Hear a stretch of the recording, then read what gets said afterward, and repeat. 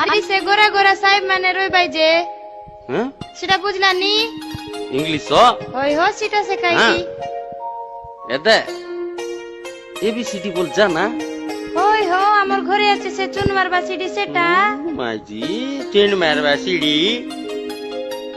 ইয়া বুঝি নাই কই দেশবে কাই মোর 10 টাকার লাল গলা কইলানি